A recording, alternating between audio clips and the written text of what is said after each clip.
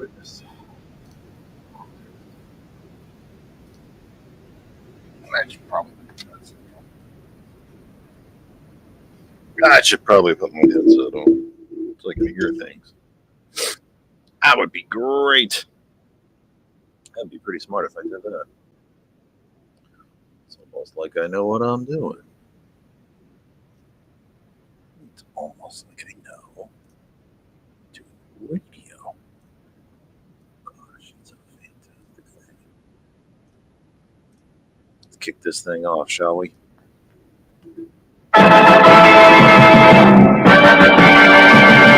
Kennedy, Kennedy, Kennedy, Kennedy, Kennedy, Kennedy, Kennedy, Kennedy, Kennedy.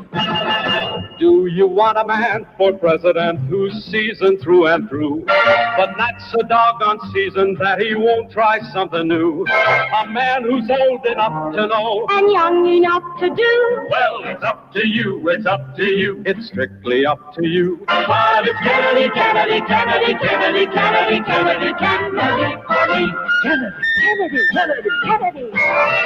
Do you want a man with spirit who is not afraid to fight? A man whose record shows that he will fight for what is right. A loyal man who brings the job a fresh new point of view. Well, it's up to you, it's up to you, it's strictly up to you. Cause it's Kennedy, Kennedy, Kennedy, Kennedy, Kennedy, Kennedy, Kennedy, Kennedy, Kennedy, Kennedy, Kennedy.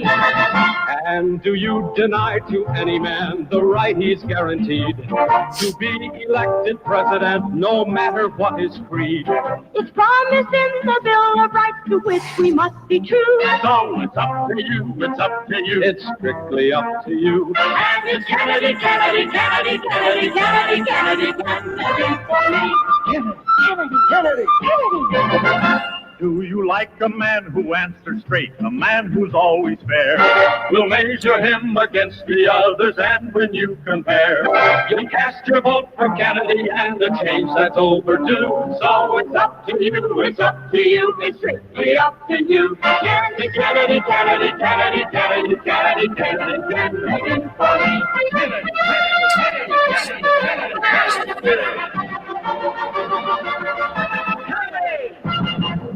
Welcome, welcome, welcome from my humble second bedroom in the Saucon Valley, part of the Lehigh Valley, the Commonwealth of Pennsylvania, part of these United States, at least currently, North American continent, Western Hemisphere on this planet Earth. The only one we have.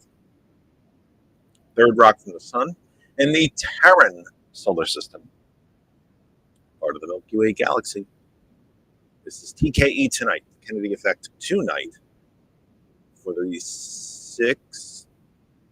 You sure did forget what day it was. Yes, it is the 16th of January, 2025. Welcome to the program. We are T-minus 4 days until the poop really hits the fan.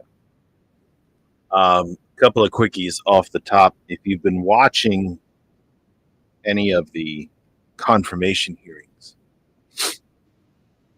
I think you know now that these so-called Republicans who were so twisted in knots over some of these nominees, Hegseth and Gabbard, Patel, seem to be falling in line rather quickly. Well, when Mr. Hegseth was nominated, it was Joni Ernst, Republican senator from Iowa, because God knows Iowa should have two senators just like California. Or New Jersey, for that matter, or Pennsylvania, considering there's, 44 million people, I think, in California, and, I don't know, 400,000 in Iowa. I don't know, it's probably more than that, a couple million, probably, but nothing like California. But that's a different topic for a different day. That said, she had some real problems. She had some real consternation about him. that he's a drunk and sexual assaulter, and on and on and on. She herself being a combat veteran and survivor of rape, sexual assault survivor herself. And of course, then the death threats started rolling in, and the pressure from Trump, the public pressure. She, of course, rolled over, showed her belly, figuratively, the way a dog does when it's being submissive. Being figurative here, folks. Being completely illustrative and figurative here. And said she'll vote for it. Why would we think that she was considered to be one of the really big holdouts, not just because of who she is, but because she could probably bring some other senators with her. And yet, she's rolled over. And if you think she rolled over just for Mr. Hegseth, I doubt it'll be that way. I'm sure she's quite relieved now that she never had a vote for Matt Gaetz, that he pulled himself out, again, figuratively, before she ever had to cast that vote. But it looks like she's going to vote for, she said publicly, she's going to vote for Mr. Hegseth. Can't imagine why she won't vote for the rest of the lot. Now, some of them haven't been so bad. CIA, the gentleman who's up for CIA director, said he's not going to use the CIA on soil here and so on, and spoke well of other nations' intelligence services and so on and so on. But the gentleman who's up for Office of Budget Management said he would not withhold funds for projects that the White House did not agree with. I mean, we'll all see how that comes. You, of course, had Pam Bondi today, who's yesterday and today, or just today? I can't remember now.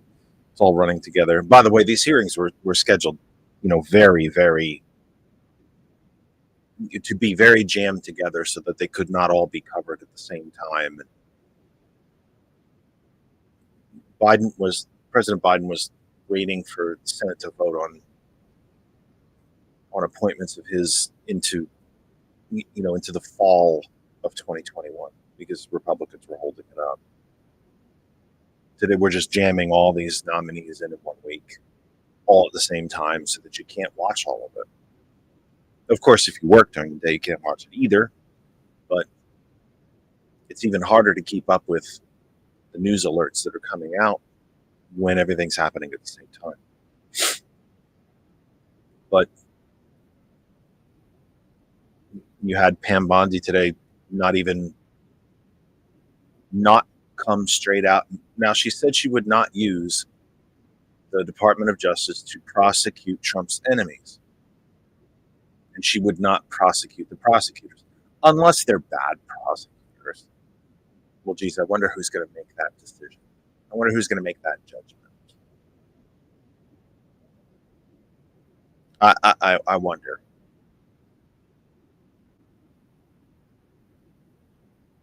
She also refused to admit that Joe Biden won the election in 2020. Now, she said he's the president of the United States. He holds the office, but never admitted that he was duly, fairly, legally, cleanly, safely elected.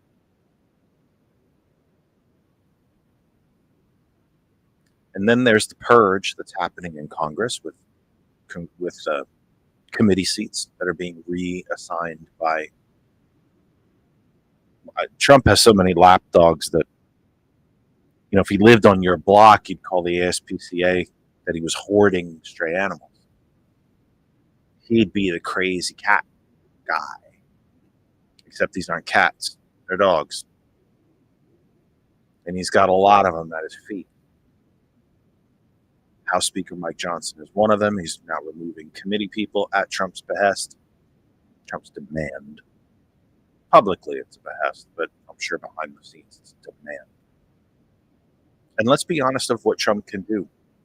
All he's got to do in a quiet room, just one-on-one with Speaker Johnson, is say, I will unleash my people on you. All I have to do is a post on Truth Social, and I can have hundreds, if not thousands, of people coming to where you are to kill you.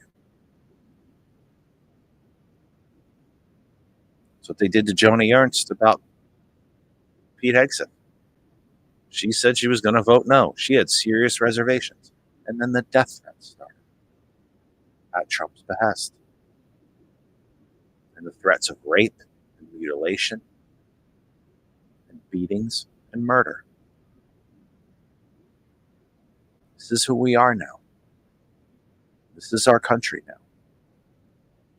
And if you voted for it, I hope you get it. I hope you get all of it.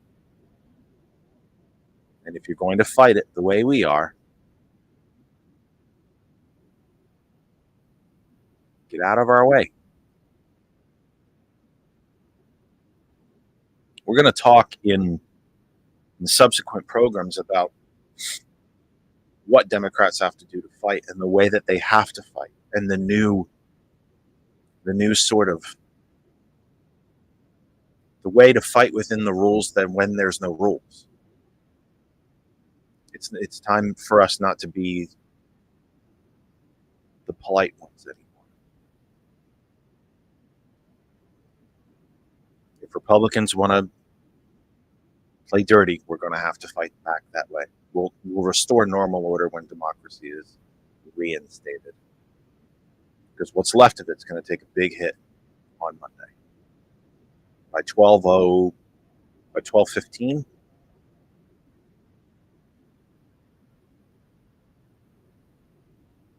it'll be interesting to see. You know, we make jokes sometimes about folks who maybe don't attend church regularly or may not be people of faith, whatever faith that may be, by the way. When they have to go to a wedding or a baptism or something, I hope I don't burst into flame as soon as I walk into church. I wonder if Trump will burst into flame when he takes the oath of office, knowing that he's already violated it. He violated it in his first regime. He's talked about the suspension of the Constitution in his years out of office, and plans to subvert the Constitution in this regime. How does one take an oath for something that they have absolutely no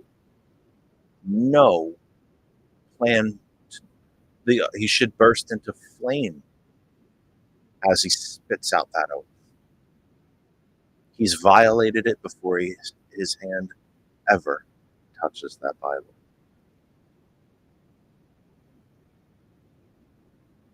I was one of the ones for weeks after the election who thought to myself, I'm done. I'm not done doing the show. We'll talk about different things. We can always talk about the ramifications of what's going to be done to you or what they are, I should say, grammar. And we could always do shows where we talk about soccer and astronomy. And I've been desperate to get some mental health professionals on this program. But I was like you. I was like a lot of you. Not all of you. Like a lot of you. Well, that's it. We're all done now. But I find myself getting more and more angry and more stiffen my spine, if you will, as we get closer to Inauguration Day. And I also find myself, and I'm not proud of it, I'm not proud of it at all, thinking to myself, for all the people who wanted this, for all the people who really wanted this, I hope you get it.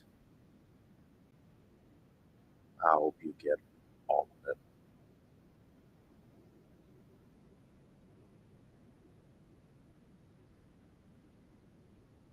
The people, the black and brown people who thought, I'm an American, they won't throw me out of the country.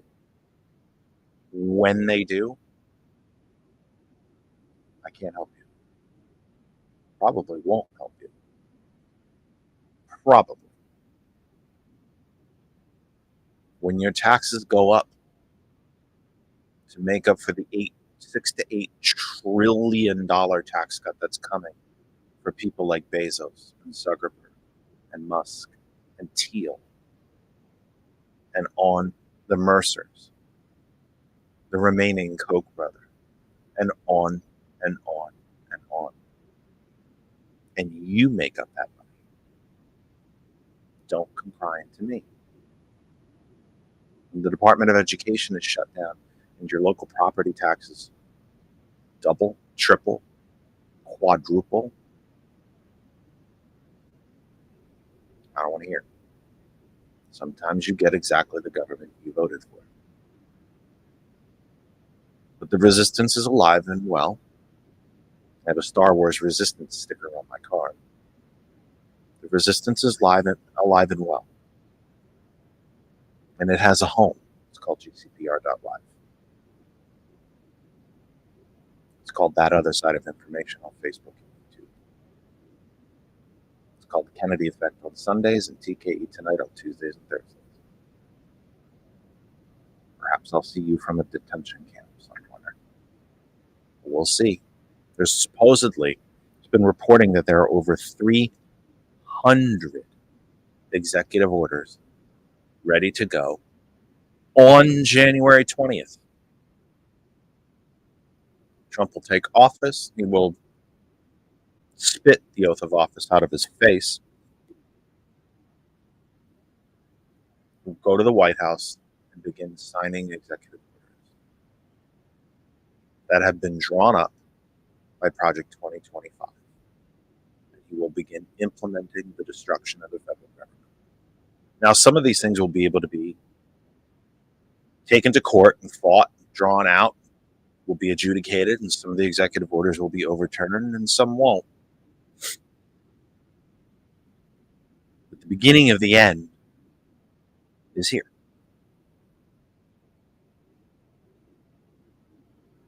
Let me quickly go through the chat. I didn't even do the business end, and I didn't get to the 2 damn stories I want to get to. Gosh, I suck. Not very good at this, am I? Let me get through a couple comments. I've been very, very bad at that. Everybody's saying hello to each other. I love it. I love it. We are a family here. I see Donna and Randall saying hello to each other, and I believe Gambit is in the house. I'm not looking at Facebook at the moment to see what else I'm missing. Whoa, that's not right. Pastor Clinton is watching. Welcome, Pastor. Who else? Bettina, welcome back. You've been missing, I think. You've been missing for a bit. Emma is a new face. Hello, hello, hello. Welcome, welcome, welcome. I hope you can make this a regular part of your broadcast day and part of your GCPR day. I'm guessing. Some of these folks, some of the newer names are from Thomas in the Warning. I did a terrible amount of shameless promotion this morning on his show. He just has a hell of a lot more people to listen to him than me. Welcome to Tony. I did type that in, but I want to say welcome anyway. It's a new name to me. And Susan, hello. Joanne, who I went to school with from middle school on. And even though we were together in school, she is way younger than me. Better get that one? That's a smart one. Let's get through, by the way. Let's get through the business end of the program, if you wouldn't mind. Oh, no, I said it was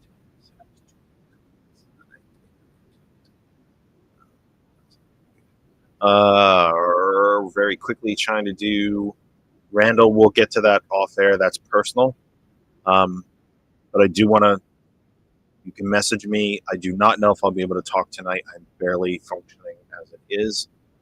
I go tomorrow for a test of mine. It's either going to be nothing or it's going to be, we're talking about how much time is left. Randall puts in, there's not one Republican in either House or the Senate. Why am I doing this? I forgot this thing. I could do this. In the Senate, female or male, who has any stones, stand up to Trump, or even have an integrity. It would appear that way. I still think there's an outside chance that Gabbard does not get confirmed. And Kash Patel is just a whole different animal. You're talking about putting the flamethrower in charge of the ice cream plant. You know, the fox in the hen house. I mean, it's just, use whatever alliteration. It's the same. It's roughly, you know. Donna says her electricity's popping on and off. Wow. And she's in Missouri, so they must be getting some weather. We are getting snow here. We've gotten a beautiful, like really, really pretty snow here. Not a lot. We're only supposed to get an inch anyway, but it's been so cold. It's coated everything. It's really, really pretty. And Daisy the dog loves the snow. So Bettina mentions, hello, you've been popping up in my feed. If you could tell me where you are, Emma, not street address or anything. I don't want you to give just like what town or state would be cool, and where. When you say I'm popping up in your feed, any of that info would be kind of cool. I'd love to know if that's okay, but only if you feel like sharing that. I'm just not my place to tell you. Emma asked if we've seen any budget cuts. So literally going to make some people go without food. Well, when you're desperate, you'll take anything.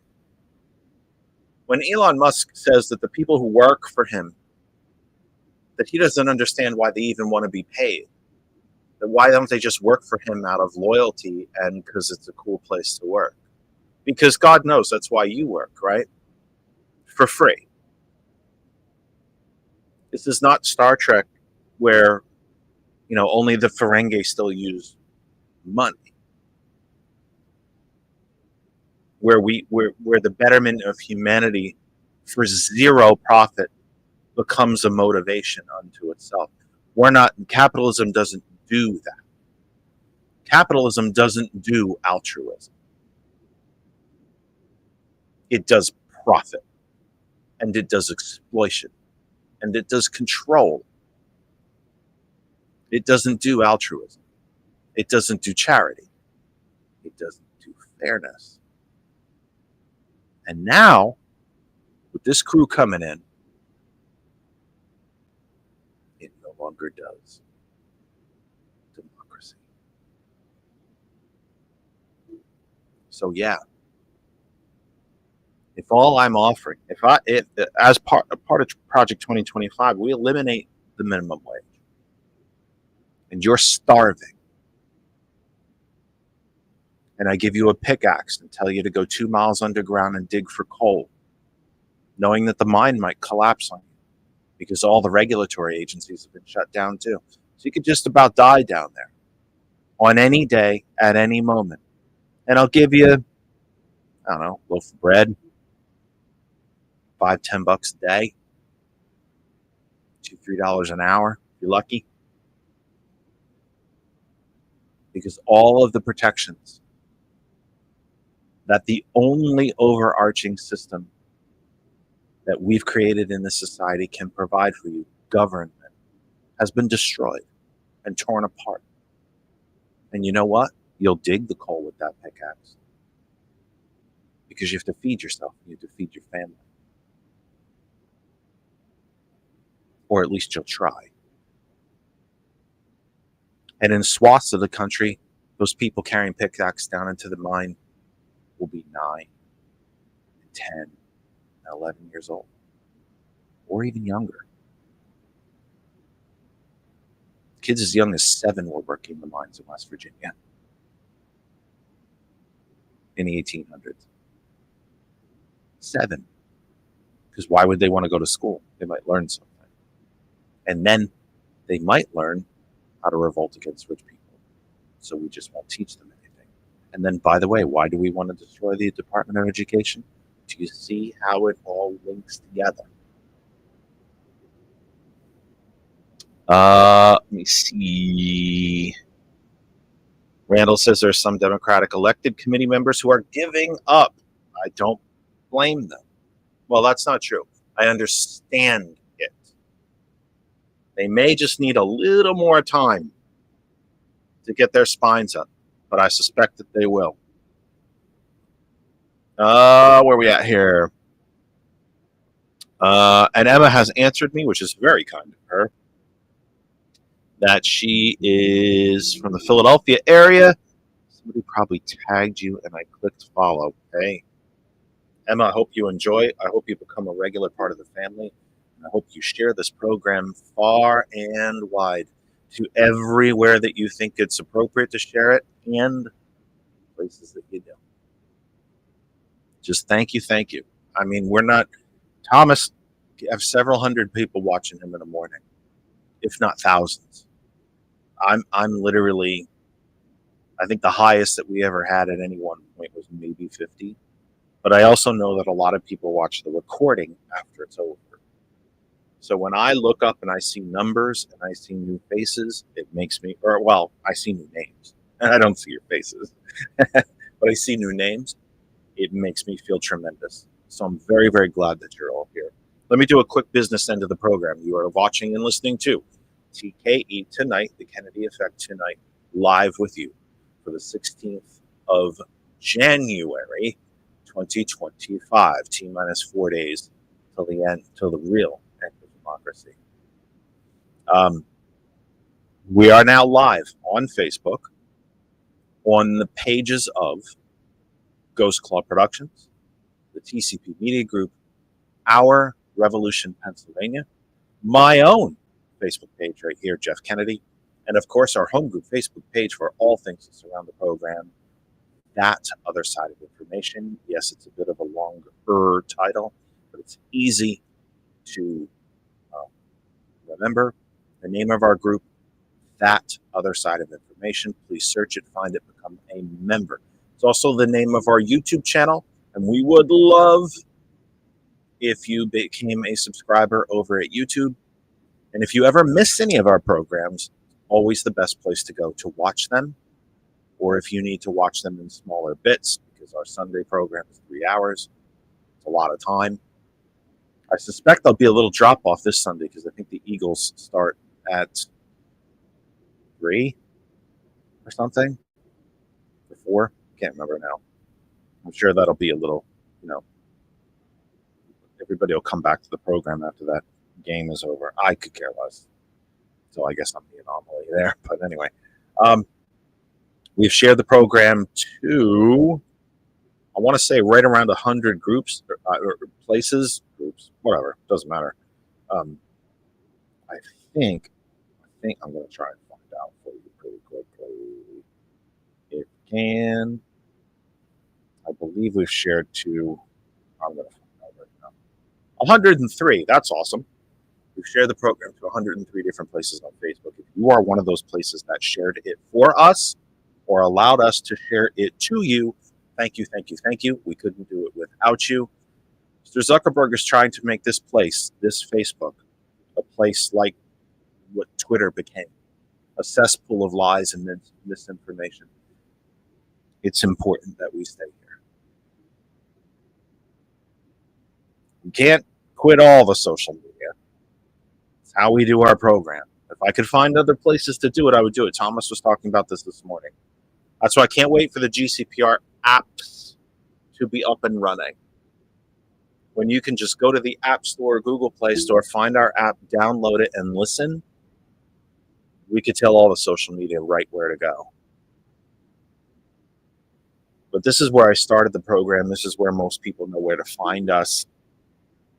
So I hope that you'll hang in there with us for now. If you've allowed us to share to you on your corner of Facebook, or you shared yourself, we appreciate it. To every single group, no matter how big or small, public, private, wherever you're located, we appreciate it very much. YouTube.com/That Other Side of Information. We're also live on Twitch right now. Jeff Kennedy Talk host, or just search Jeff Kennedy. You will find me. And we are on LinkedIn right now, Jeff Kennedy. The audio of the program, of course, blasting around the globe via gcpr.live, gcpr.live, ghostclawproductionsradio.live. Go to the website. It opens. You're listening. Easy, easy, easy, easy. Schedules there, host bios, the whole deal. Following us immediately from 9 p.m. Eastern, Superplex Party. Thomas returns to finish your broadcast week, close out your broadcast work week at 8 a.m. Oh, Teen Nathan from 11. I forget that one. I took that completely out of time sequential order. Not very good. Superplex Party from 9, Teen Nathan from 11, Thomas tomorrow morning from 8. Two big stories that I wanted to get to. If you wouldn't mind. After all, that's what we're here for, isn't it? Two big stories. One is actually kind of related to each other. There was an article that I shared on our Facebook page maybe a couple days ago. I'm looking back. Yes, okay. This actually goes back to Tuesday. It's an Associated Press story, but it is indicative of what's coming. The 13th was Monday. Yes. Jeez. Gosh, completely. Randall mentions in the chat he's 100% right. I won't be able to stay awake for it. I don't know how I'm awake now. Whatever is wrong with me is exceptionally draining. I really have a hard time staying awake and doing anything.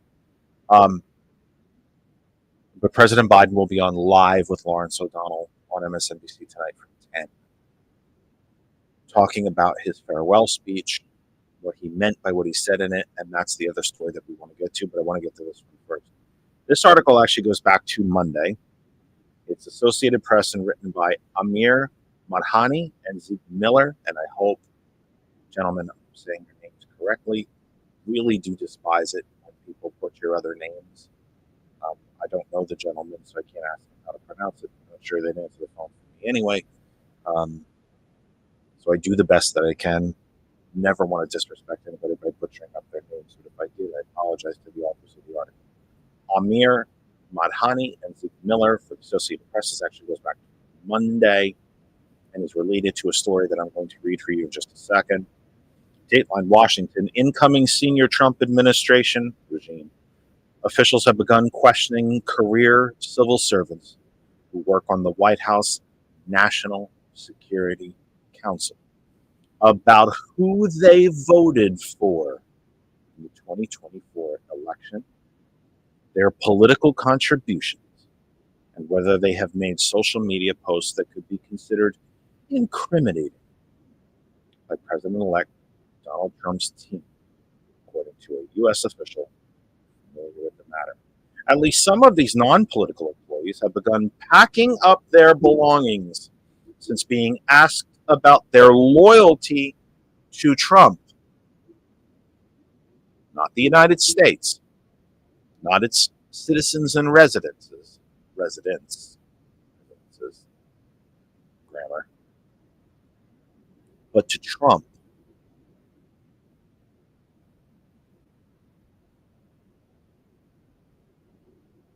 Now, Pastor Clinton is listening. She will understand this. I think most of you will understand it. I'm not that smart, but I think this might particularly get to her.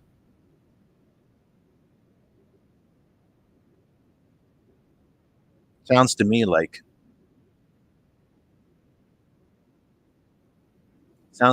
saying being forced to make a choice between the teachings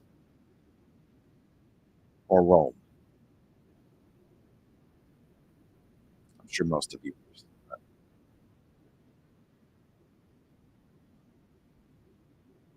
After they had earlier been given indications that they would be asked to stay on at the new NSC, National Security Council, in the new administration, the official said, speaking on the condition of anonymity to discuss sensitive personal matters. Trump's pick for National Security Advisor, Florida Representative Mike Waltz, in recent days publicly signals his intention to get rid of all non-political appointees and career intelligence office officials serving on the NSC by Inauguration Day to ensure that the council is staffed with those who support Trump's agenda. Here's the difference. Supporting a particular political agenda is perfectly fine. But many of the people that are being targeted here have served the national security of this country under multiple presidents of both parties. Never have they been questioned in such a way.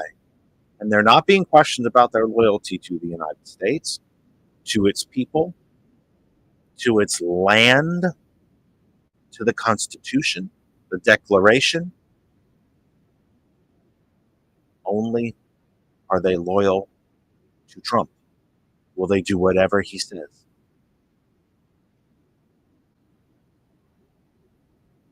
One of my favorite questions that I've ever asked on this program. I used to beat Mike over the head with it all the time. The question is not why I'm upset. The question is, why aren't you? The question is not why am I working? Why am I declaring that we've reached the end of democracy? The question is, why aren't you asking the same questions? You don't have to think like me. I'm not that smart. But to borrow a very overused phrase, if it walks like a duck, if it talks like a duck.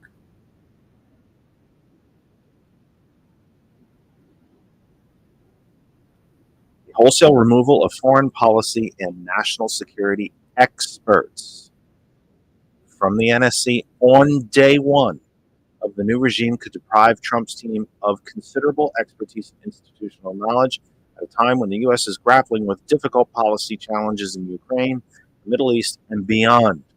Such questioning could also make new policy experts brought in to the NSC less likely to speak up about policy differences and concerns. Trump doesn't give a shit. He wants uneducated people. Well, I shouldn't say uneducated. That's really the wrong way to put it. He wants people who are not experienced. He wants people who will do what they are told, not to think on their own. He'll do the thinking for them. These are exactly the kind of people Putin wants in place. Of course, we don't have challenges in Ukraine. Ukraine has challenges. And Trump doesn't want them supported. So, of course, anybody at the NSC who supports Ukraine is going to get purged. That leads us into our next story.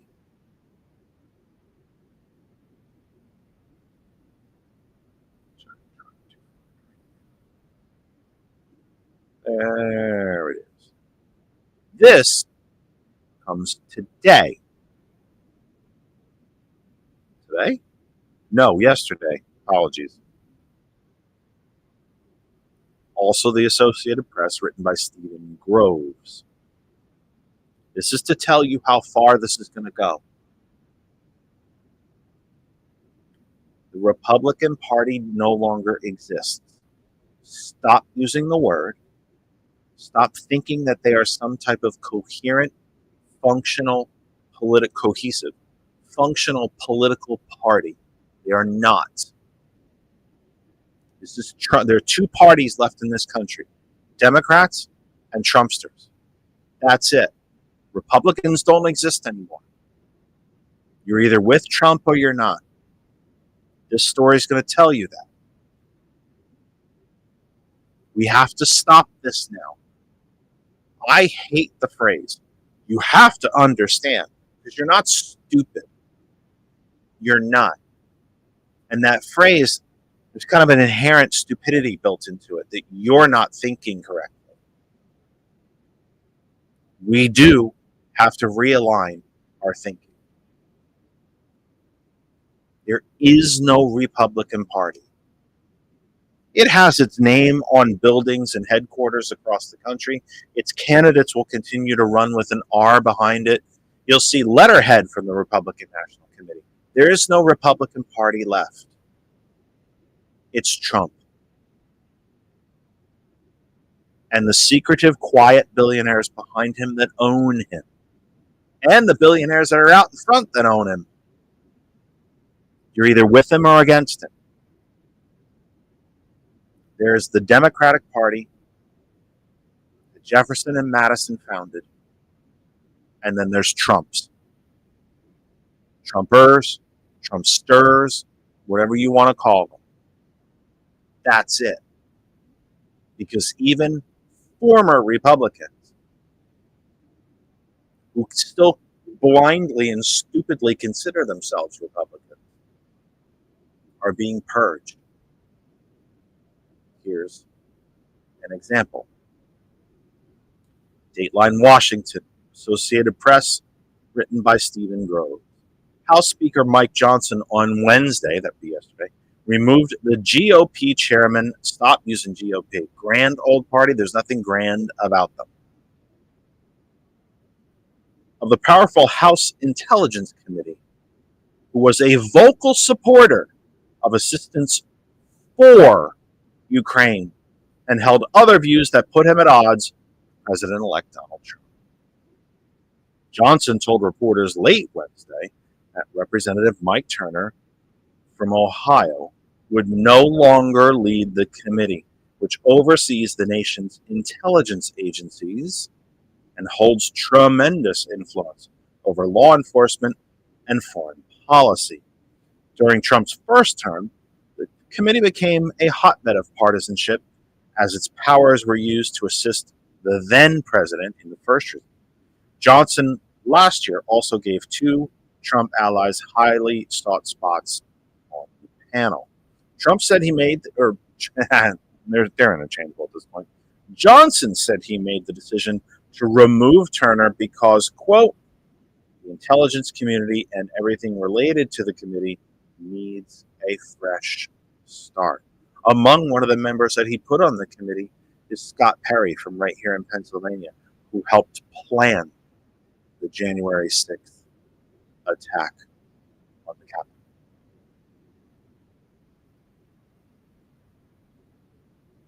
Speaker Johnson, who has aligned himself closely with Trump, said he would soon announce the new chair for the committee. Johnson went on to praise Turner and say he would play an important role in working with NATO, but Turner's stances on foreign policy had run afoul of Trump, who will take the White House Monday with a vision of reshaping the federal government's intelligence and law enforcement capabilities. Right, to be instruments of his ire. Trump has picked fierce loyalists to lead agencies with vast powers of surveillance. Now, as I have said to you, I truly despise some of these overused catchphrases. Like, you got to understand, people. You need to rethink. You need to learn. You need to realize. There's an inherent stupidity in it. And that bothers me because you're not stupid people. There are things that I might know a hell of a lot more about than you. There are things that you probably know a hell of a lot more than me. But you're not stupid people. And those phrases kind of have an inherent stupidity built into them. The problem is that they're true. We have to realize that the political norms of this country don't exist anymore. The Republican Party as we knew it, even under George W. Bush, which was hateful, highly unconstitutional, breaking the law, corrupt. Even that looks like a panacea compared to what's coming.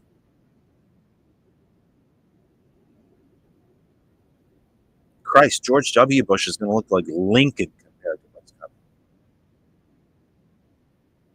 So from that standpoint, you better realize what's coming.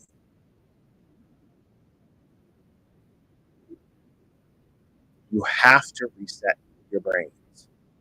So do I. I'm not smarter or better than you are. We need to completely reset our thinking. Everything that we thought about this country, everything that we thought that it was, changes by 12:15 on Monday. Trump is not back for a victory lap.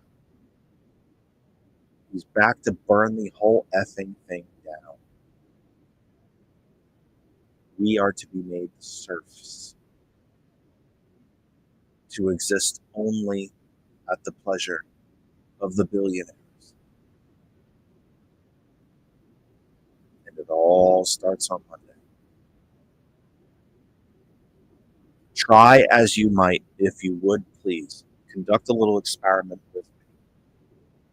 When you are discussing politics amongst yourselves, with friends, with family, at your Democratic meetings,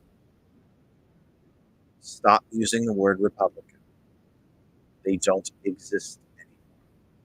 There's only one functional political party left in the country. We are your only hope. And we're not perfect.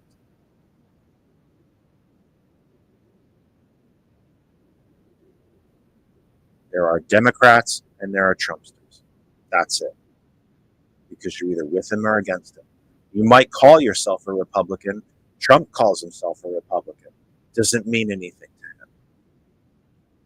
Doesn't mean anything to the billionaires that own it.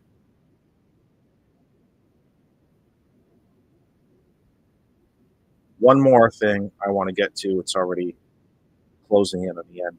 If you watched President Biden's farewell address last night, which I did not even know about, tells you an awful lot about the media. And to be fair, the talk programs that I listened to during the day never mentioned that he was giving a televised speech last night. Shame on them. Shame on them. I watched MSNBC throughout the day in very small bits. To be fair, I'm working from home this week, but I'm not planted in front of the TV. I'm here in the office.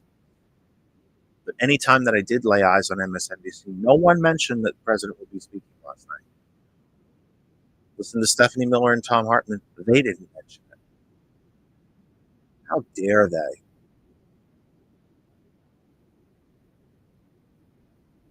Trump sneezes and there's 40 hours of coverage about it. Free media. I have a text of the president's address. I was going to read it, actually, but I don't think I don't have time. So what I'd like to try to do, if I can, is get to more of the quotes and substance. Sorry, that wasn't very good. My body's really betraying me. It really is. So Donna says she caught the last 10 minutes. So I didn't even know it was on. I caught none of it. Maybe I'm living in a bit of a silo. I heard no media talk about it the entire day. Honestly, nothing.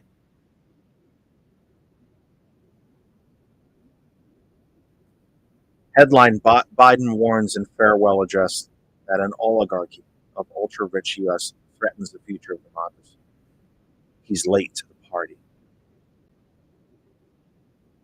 With all due respect to the president, he's late to the party. They've already dismantled it. Well, they've already damaged it, possibly beyond repair. They're going to start dismantling it on Monday. The country is of, by, and for the billionaires now. They own it all. But there's still more of us. And by the way, I continue to believe in my heart. That's why Luigi Mangione is being made a scapegoat. Because he dared to take it back to the billionaires. What he did is wrong. It's morally wrong. It's wrong if you're a person of faith. It's legally wrong. But he put a chill into the billionaires and the ultra-rich. That's why he's being made an example of. That's a different topic for a different day. Articles written by Chris Nigerian and Zeke Miller and Colleen Long, Dateline, Washington. President Biden used his farewell address to the nation Wednesday to deliver a stark warning about an oligarchy of the ultra-wealthy taking root in the country and the tech industrial complex that is infringing on Americans' rights and the future of democracy. Borrowing from, of course, the famous line by President Eisenhower, who warned us about the military-industrial complex, it could not have been more right. he didn't stop it, and so no one stopped it. Congress only a couple weeks ago passed an $895 billion defense spending bill. That's just 1 year. Senator Sanders, of course, would tell you that that bill and the monies that are reported to be spent in the DoD are not accurate, but there are other expenditures related to defense that should be included in that budget. And once you do all that, it's more like 1.3 to 1.5 trillion dollars. Half of that money goes to private entities. And I'm not just saying contractors who build tanks and make bullets, but private entities who wash laundry, build tents, cook all the food. We've privatized our military. Again, probably a topic for a different day, because we only have about 7 minutes left. Speaking from the Oval Office as he prepares to hand over power Monday, Donald Trump, Biden seized on what is likely to be his final opportunity to address the country before he departs the White House, spotlight the accumulation of power and wealth in the U.S. among just a small few.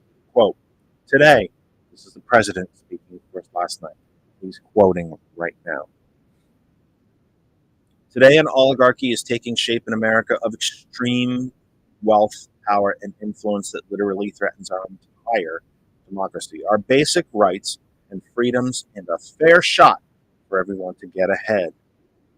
Biden said, drawing attention to, quote, a dangerous concentration of power in the hands of a few ultra-wealthy people and the dangerous consequences if their abuse of power is left unchecked. That's exactly what the last election was about. Here's the cold facts about the presidential election that happened November 5th.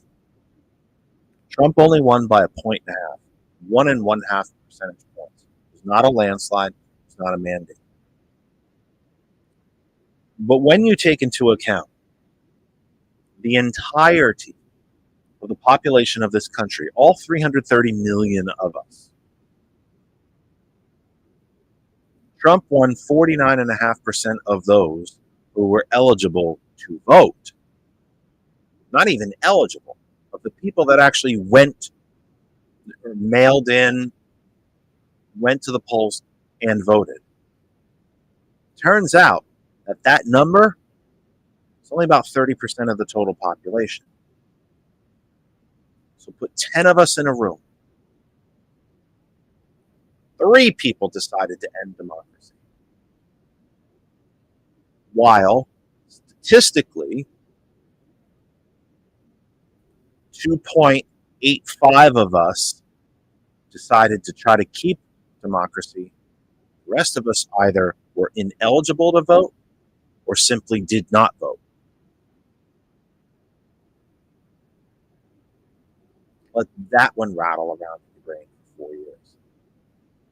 Because if you sat this last one out, that might very well have been your last chance. I'm with Tom Hartman. I think there will be elections in 2 years. I'm not so sure about 4 years. President Biden is behind the times here. This oligarchy is not forming. It's here. It started forming under Nixon. Reagan gave it all the money with his massive tax cuts and quote unquote deregulation. And those regulations that he could not get taken out of American law, he simply ignored them and decided not to enforce them. Because remember, the presidency, the executive branch, is the chief law enforcement officer in the country. He's not just commander-in-chief. He's not just senior diplomat. He's the chief law enforcement officer.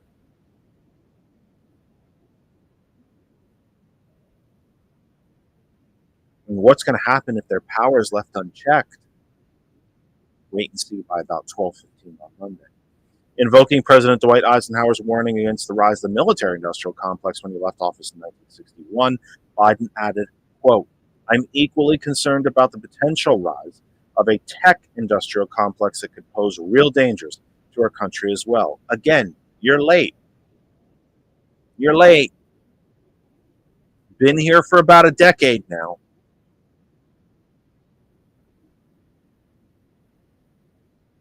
And not just tech.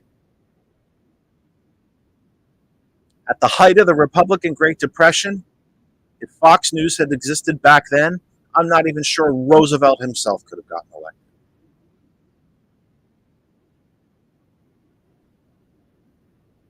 And Nazi flags would fly over Europe.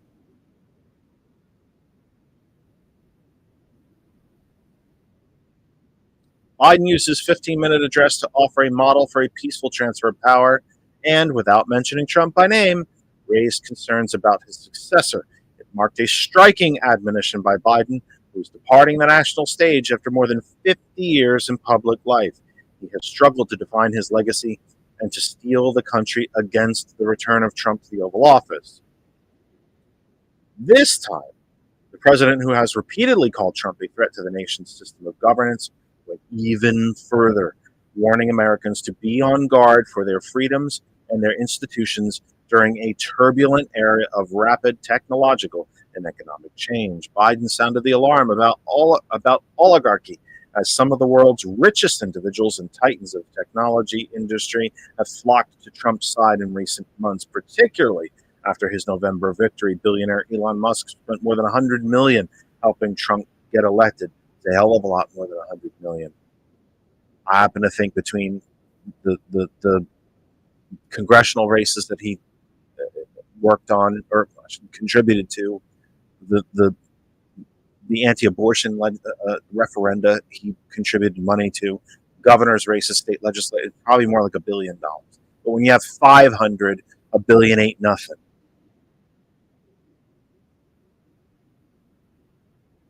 And executives like Meta's Zuckerberg and Amazon's Jeff Bezos have donated to Trump's inaugural committee and made pilgrimage to Trump's private club in Florida for audiences with the president-elect as they seek to integrate themselves with his regime and shape its policies. Biden's speech in the Oval Office is the latest in a series of remarks on domestic policy and foreign relations he has delivered that are intended to cement his legacy and reshape Americans' grim views on his term. Earlier in the day, he heralded the long-awaited ceasefire agreement between Israel and Hamas, which could end more than a year.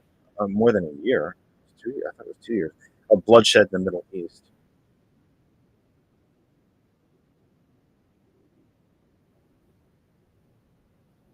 Late to the party, Joe.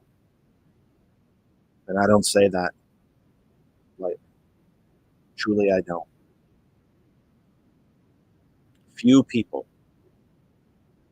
Few presidents have accomplished more in 4 years than Joe Biden.